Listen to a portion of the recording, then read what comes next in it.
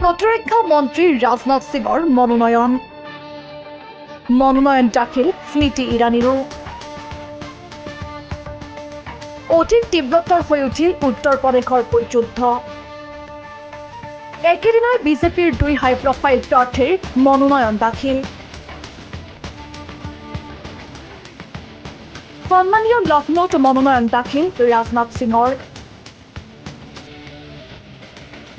আমেথিত মনোনয়ন দিলে স্মৃতি ইৰাণীয়ে। মনোনয়ন দাখিলৰ পূৰ্বে মহাদেৱৰ আৰাধনা কৰি এক বিশাল ৰোড শ্ব' উলিয়াই শক্তি প্ৰদৰ্শন কৰে ৰাজনাথ সিঙে।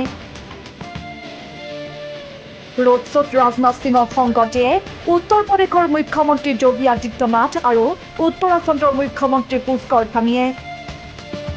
লক্ষ্ণৌ সমষ্টিৰ পৰা 2বাৰ সাংসদ নিৰ্বাচিত হৈছে ৰাজনাথ সিং। এইবাৰ জয়ী হলে 33 হ'ব ৰাজনাথৰ। সমষ্টিটোত ৰাজনাথ সিঙক প্ৰত্যাহ্বান জনাইছে সমাজবাদী পাৰ্টীৰ ৰবিদাস মেহৰোত্ৰাই।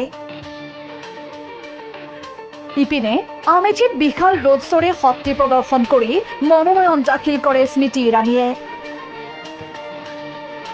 আমেথিত 2019ত কংগ্ৰেছৰ যুৱৰাজ ৰাহুল গান্ধীক পৰাস্ত কৰিছিল স্মৃতি ইৰাণীয়ে।